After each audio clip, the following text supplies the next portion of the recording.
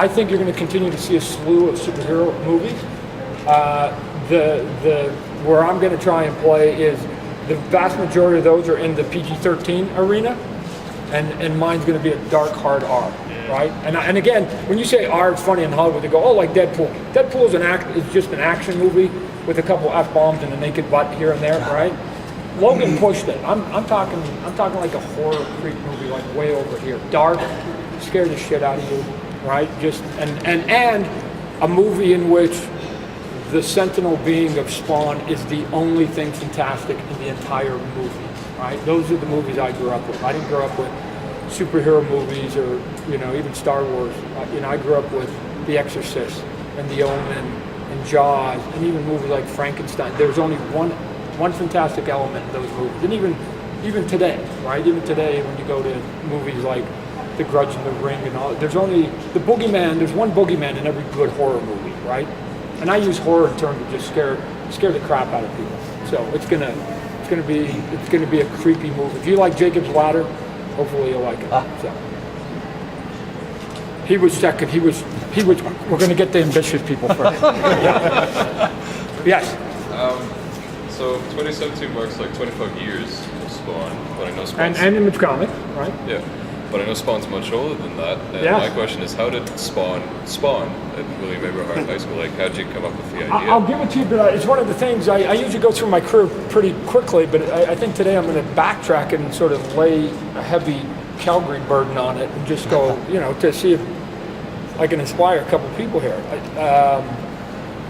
I probably would have done it the same as other people who have broken into the business. I started collecting comics late, right? I was a late bloomer. And I got smitten by this style of superhero comic book, decided I was going to teach myself that style. That's all it is. It's an Americana superhero comic book. And along the way, there's two things that you do once you're teaching yourself. You're either drawing their characters, Marvel, DC are the two big ones, or you start fiddling around and creating your own. And so I created probably 12 or 15 back when I was in high school. But the one that was my guy was Spawn. I actually even started, and I published a couple of the pages in some books I've done of the comic book I started in high school of Spawn. And he kind of looks exactly the same. I didn't really change him that much. But when I eventually got in professional, I put him away. And I have read enough about the industry to know that it wasn't conducive to basically giving your creations away. So I just sat on it, right? And I sat, and then eventually we leave, we create our own company, Image Comics, and the first guy I jump into, everybody had to come up with a book. And I know who I'm doing, and I'm going, I got Spawn. He's been sitting there since I was 16. Yeah. Now. Thank you. Hey, it's Chris from GeekNerdNet.com. Yeah, how are you doing? All things indie, good. How are you? Good. Good to see you. Hey, now in your book, The Art of, you, Todd McFarlane, Devils in the Details. Yeah, I'm bored of me. You had said, for you, a measure of success is creating characters that outlive you. Right. Now, aside from Spawn, and maybe the answer is Spawn, but are there any other characters in your wheelhouse that you'd love to see, you want to push a bit over the next 20, 30 years and see them outlive you as well? Yes, and so I've got others. We'll be announcing a TV deal for one of them. Oh. We just sold Sam Twitch to BBC America. Kevin Smith is going to be writing and directing that one. We just sold another one. They're going to make an announcement. Showtime is going to make an announcement a little bit later. Here's what I tell people, and I understand the question, but there are times where you can sort of get, I think, off track by trying to do too much at once, right? So I always tell people, if somebody offers you the trademark to Superman, grab it and run. Don't go, we're Super Dog, we're gonna get Supergirl, what about Ma, Pa, can't, don't, Lex Luthor, just take the IP and run. Yeah. And you will be amazed what you can do with that one character, right? So, can I come up with 4 or 5? I will, right? And they're there, and I've got a couple others that are going. But at some point, you don't need to get greedy, right? I mean, you can only digest so much, right? And I'm going, if the one character allows me to lead a good life, have creative freedom, and provide for my family, okay, why do I need that times 6? Yeah. My goal is the same as yours, right? Just lead a uncomplicated life as much as possible. Yeah. So I'm okay. I'll let people way more ambitious than me have a dozen characters. Awesome. Thanks. Yes, ma'am. Tally from Game Fraction. Thank you for doing this. Oh, no, thanks for getting up. So Spawn was a huge moment for creator controlled properties. When you co-founded Image Comics, Yep. as when Greg Capullo took over the art chores for the series, what was it you saw in Greg that made him the proper fit? He was just better than me. I mean, at some point, here's the skills you get older, is recognizing that you're not the smartest person in the room. And what you want to do is you want to hire people that are smarter than you, right? My best day, and I don't say this as a joke, my best day is when I'm in a room with 10, 20 people, I employ most of them, and I'm the dumbest guy in that room, right? Because I know at the end of the day, I'm still going to get a lot of credit for it, because I was smart enough to pick smart people. So let's talk about Phil Jackson. He coached the Chicago Bulls, right? Got 6 rings, six rings. Michael Jordan and Scottie Pippen got 6. Phil Jackson made no baskets, didn't shoot one ball in those 6 years. What he was smart enough to do was to get Scottie and Michael and a bunch of other dudes and go do that thing. I'll be here on the couch with my legs folded in a 3-piece suit, and I get 6 rings. So if you do stuff right with good people and you surround yourself with good people, you look good. You look good. I feel sometimes like I'm like the Queen of England, right? I just come out, I do the little wave. People go, what do you actually do anymore, right? And you just go in. It's like my goal now is to just, there's young, smart talent, and it is global now. Let me tell you, the internet has now made talent global. It used to be I used to have to hire from North America, but my last 5 hires, Russia, Korea, Poland, Japan, and China. Those are 5 of my last artists that I hired. Because it's everywhere now, skills everywhere. So why'd I get Greg? Because he's awesome. Simple. So, yeah. How's it going, Todd? Todsky from McBray. Thanks for coming here. No, thank you for having me. Just wanted to say you have a tremendous con presence, and kind of the theme we're going through for this convention is, what does a convention mean to you? I got a con presence. I'm going to go look that up on Google. Okay. Well, what does a conning mean to you, and especially for the future of this industry? Like, I know we've heard some people chat about, well, some of these conventions are kind of pointless. Of course, I think everyone here says otherwise. Yeah. And I had a chance to speak to you down in San Diego a couple years ago, and it was tremendous the amount of presence that you do bring. What does the future hold for these types of conventions, especially with these talents, like you said, globally coming forward? So let's just talk about conventions as a whole, right?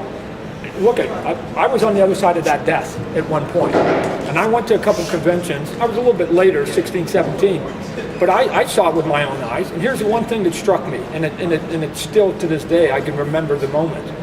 There were people that were good and kind and cordial and made you feel important, given that you had 30 seconds.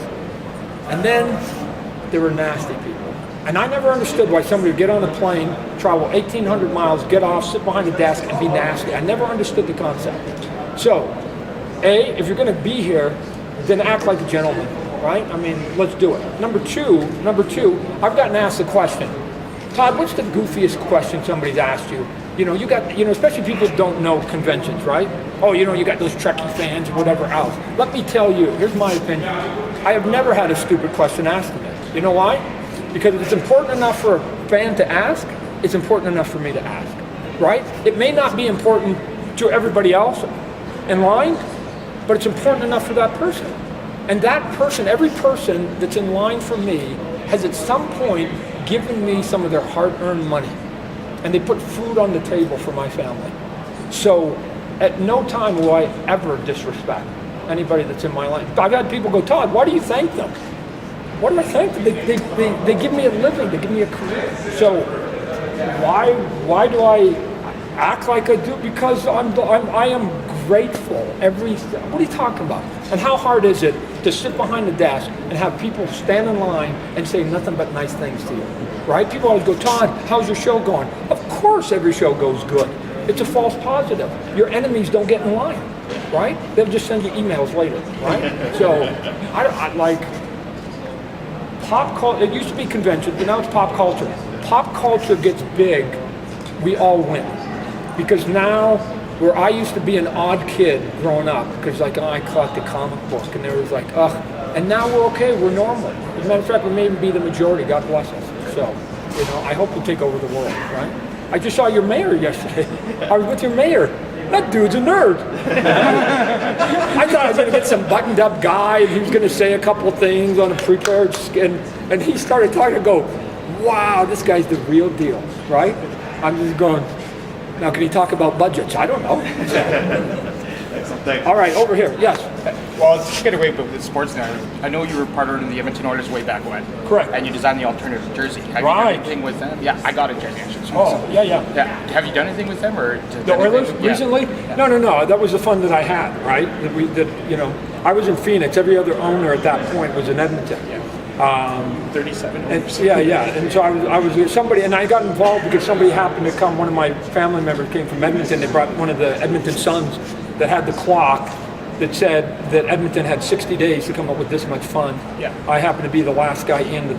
They needed a few extra dollars. I took it across the goalpost there. We got the team, but I saw some of the early designs on it, and it was like, ugh. I mean, it was goofy, silly, stupid jersey, right? Even the Coyotes had one. It had geckos. I don't know if you ever saw it. It had geckos, and it had cactuses on it. Yeah. What hockey fan, what sports fan in Brooklyn gets up in the morning and goes, I need me a jersey with cactus and geckos on it? Who's that, right? So I wanted to design something that even if you knew nothing about sports, even if you knew nothing about hockey, you could still look at it and go, I don't know what it is, but that's pretty rad. And you still put it on and walk down the street with it. That's it. That's how simple I think logos should be. That quick, right? And they don't have to have hockey sticks. And they don't have to have baseball bats, right? I mean, they're just logo. You see a horse in an oval, that's Ford. What's a horse got to do with the word Ford? It's just the logo now. So. Yeah. Oh, it's I remember when it was well received. Yeah, it was a best-selling third jersey for about a year, set records, right? So, God bless Edmonton. Yeah. Hi, how are you? Good. Yesterday, you met my friend in the Spawn costume at Yes, the I Calgary did. Expo Parade. Yes, I did. He then went on to wait 3 hours in line to get autographs from you. Right. What is your thoughts on inspiring that kind of, I guess, adoration from fans that they're willing to go to that length to see you, to design those kind of costumes, to see you? Yeah, intellectually, it's still odd, right? Because I'm underwhelmed with myself, right? My family members keep me grounded, right? It's just, you come to my house, you would never know what I do for a living, right? It's like, yeah, he does cheap plastic goods and does a little fun, silly doodle and stuff. Here's all I would say about it. I looked at other artists and other creative people, and they inspired me. They had no idea they did, right? Because I would never meet them. I never met them. Just from a distance, their art inspired me.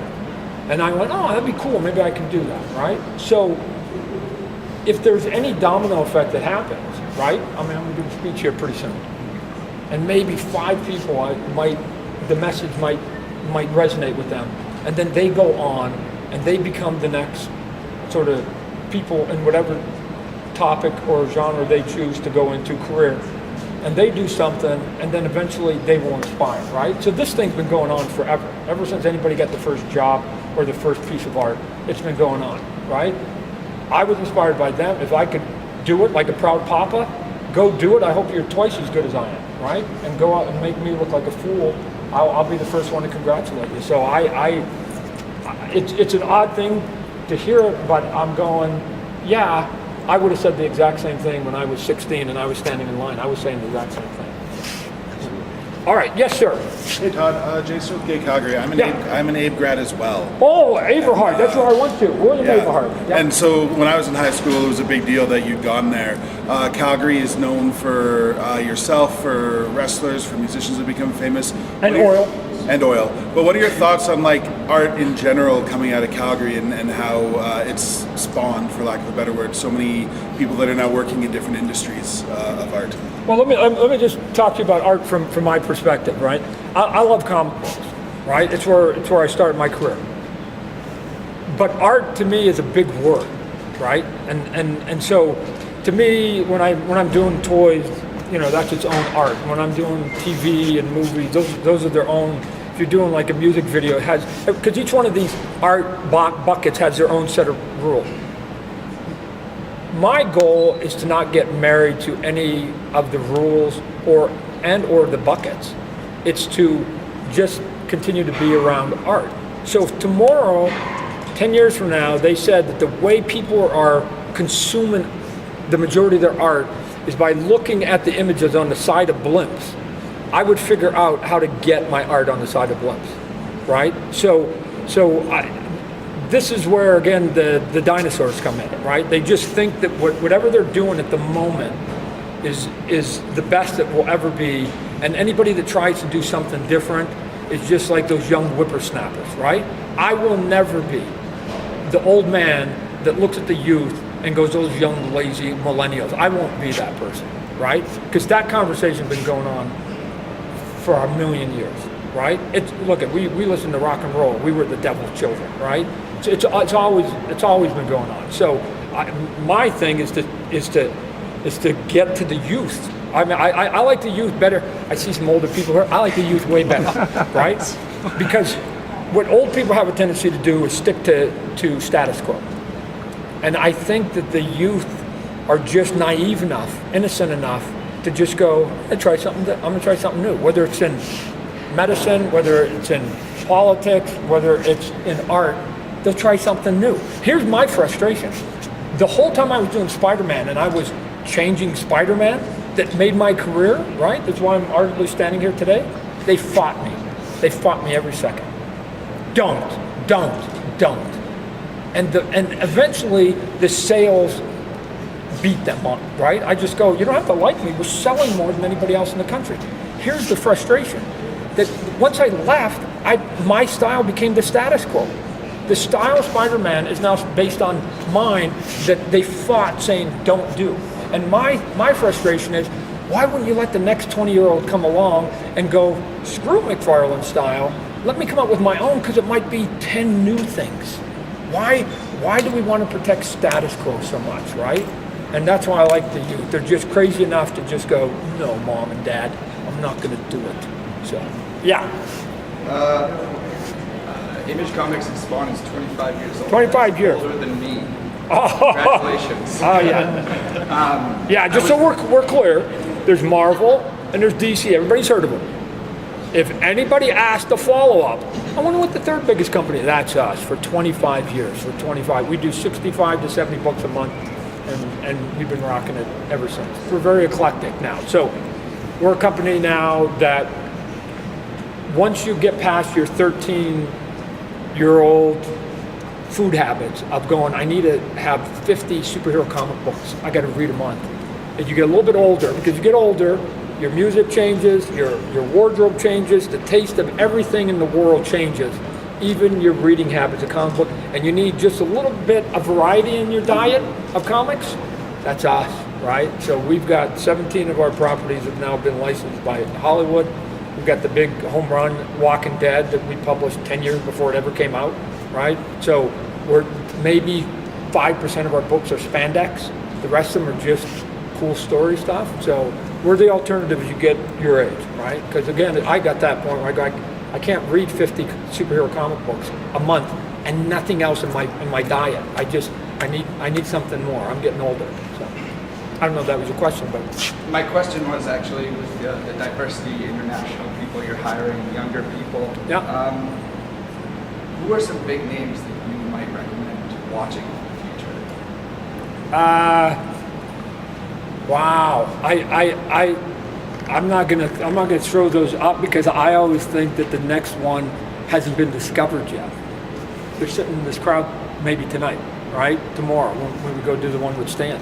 So we have. I mean, it's interesting that when we try to hire an image, the original founders, we don't use ourselves as the example because it's too easy to go. It was a different time, Todd, right? We use the Brian K. Vaughan and Robert Kirkman, obviously the big one. He had lightning in a ball. He's the creator of Walking Dead. He's the guy that I go, look at. We did it. 10 years go by. Kirkman does it, right? 5 years go by. Brian does it with SAG, and Fiona, right? The artist, Fiona, God bless her. We like Canadians. And they've gone, so there's always the next one. Cause it's like sports, we're just like sports. There's always gonna be the new kid coming along that's gonna be faster, stronger, better than the rest. So, yes ma'am, in the back. Todd, I'm Alex. I spoke on the phone earlier. Oh. I just wanted to see if you have 5 minutes until we should get you backstage. So maybe 1 or 2 more questions. Just always a killjoy. It's true. Yeah, yes sir. Are you still planning on making a Spawn movie announcement at San Diego Comic Con? Yeah, you know what? I was gonna hold some stuff, but you know what? We're here in Calgary. Probably by the end of this talk here, I'll make an announcement. Yeah. Nice. So we'll say something. We'll give Calgary the exclusive, right? Why not? So, yeah. Okay, so let's go back. 90s. We have sorry, Jeremy Hudson, Nerdmasters. You're in a hurry. You go back 25 years ago, you're a general leading this revolution that changed kind of comic books. We're selling millions of issues. Correct. Money's being made, but now the industry's not there where it used to be. Right. Where do you see the industry going like 10 years now? How do you keep my precious comic books going? How do you get? Here's what I know. So let's define what comic books are. Comic books are words and pictures combined, right? That combination will never disappear. What may disappear, arguably, is the delivery mechanism of it, right? If everybody then says, I want comic books digitally or I want them sent to my watch, they'll go, but they'll still be comics. So comic books aren't going anywhere, right? Maybe you feel like a dinosaur, man. The concept, but here's the thing that's weird. When comic books went digital, and we were one of the last ones to adapt, right? Because music went there and TV and movie download. We were one of the last ones. All the retailers were really in fear, right? Because they thought that the moment we unleashed digital comic books, that was the end of their stores. Quite the contrary has happened. It has now expanded and allowed people who otherwise wouldn't get comic books, living up in the sticks in the middle of no place in Montana, that now go, wow, that's cool, and oh, by the way, I want to go get the trade paperback of it, or I want to go get the collection, I want to have a copy of that, and it's now increasing them. You're right, 1992, 93 was the height of comic books. It then crashed, and then it went down to flatline. But Image Comics, I don't know about Marvel and DC, but I assume the industry as a whole, Image Comics in the last 2 years have had our best years in the last 15. We are on an uptick right now. So it's just I don't think you're going to see sort of like TV now, where one TV show is getting 100 million people. You're going to have TV now spread out so many channels, so many different ways, but there's not less people watching the TV programs. They're just scattered a little bit more. So we're going to be okay. I have full confidence. Yep. Yes, sir. Yes, Dan from Northern Network. Big Bad Dan's in the house, everybody. Just an honor to be here today. Oh, thank you.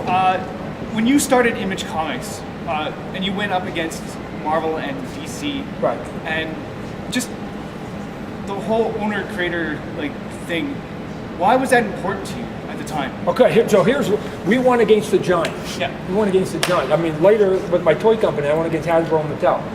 Here's why it was important, at least for me, but even more so. There's only 2 things I wanted to do, for me personally. You can ask my other partners why they went. For me, I just wanted to do what I wanted to do. And I didn't want to be, it's immature, and it's like, what do you mean? You think you got all the answers, Todd? At that age, yes, I did, right? Or at least I knew creatively what I wanted to do. But more importantly, and the thing I'm way more proud of, is that we needed to create an option. An option that said, if Marvel and DC don't want you, there's some other place. So just so we are clear, the deal at Image Comic Books is, although we are the 3rd largest publisher, let's call it that, we own nothing. We own nothing. For 25 years, we own, and we still own, nothing.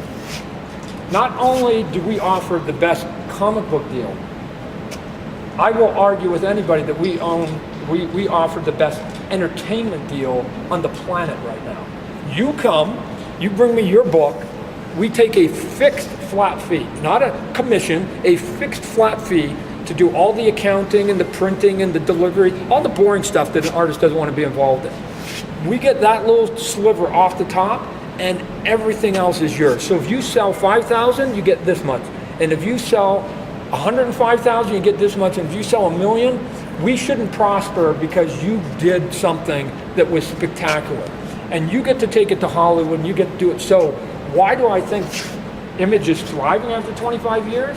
Because they can't be that. I mean, in the creative community is waking up. There are people that are doing books at Batman at DC or whatever, I'm using an example, selling this much, and they come do a book for us and sell this much, and they make more. They get all the freedom, they get all the ownership, and they make more money at this. Why? Because they're getting 100% of this, and they're getting 2% of that, right? I don't know why everybody isn't doing a book for us at some point, right? So that's why Image will continue to go another 25 years, because people are going to want to own their own stuff, right? And we won't be like Apple, where we take 30% for every download, right? That's not us. A couple more, and then we got to get. One more. Oh, one more we got to get. Yes, sir. Diamond Scoop, Diamond Galleries. Oh, so I was waiting for you to show up. Yeah, here we are. Oh, good. A million people will be listening to this. Oh, there you go. What is the honest, actually rephrase that, what haven't you done in your career to get where you are? I mean, obviously you've done publishing, you've done a variety of things, but what haven't you done? Well, haven't I? What itch do I need to scratch?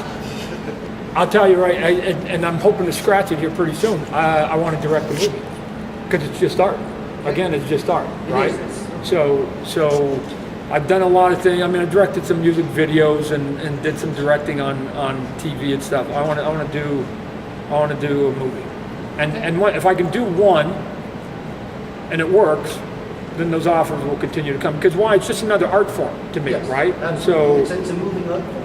Yeah, I'm curious, right? Again, it's not that I think that I'm smart enough to do any of it. I'm just a very curious artist. So I started as a penciler, and then I wanted to ink, and then I started to write, and then I go, I'll make my own toys, and then I started doing a bit of direct then, and then we'll go. I'm curious to dabble with art. Although I know it will eventually come full circle, and I'll die doing a comic book in my room, right?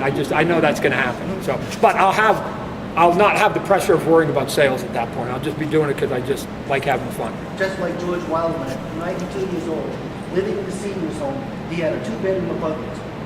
He went to didn't play bingo with the seniors, and he was still doing advertising work at 92 years old for his company. I'll be that guy. Okay, I'm going to be a curmudgeon. I'm going to be like a 105-year-old curmudgeon, right? I want all my great-grandkids to go, Grandpa, when are you going to die so we can get the inheritance? So that's why I'm going to live. And I have another goal. I want to outlive every one of my enemies.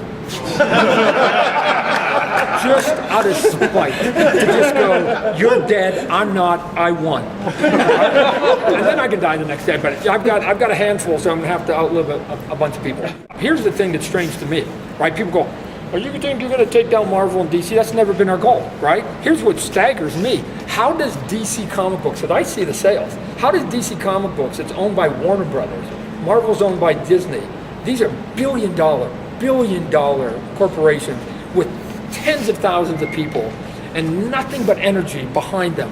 How do they, on some months, only sell twice as many comic books as us, who has a skeleton crew of people that don't own anything and we're just a bunch of goofs, right?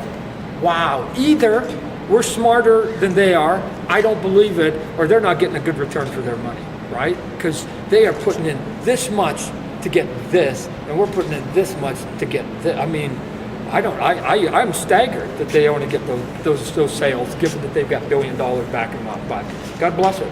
So, all right, thank you for showing up. I appreciate it.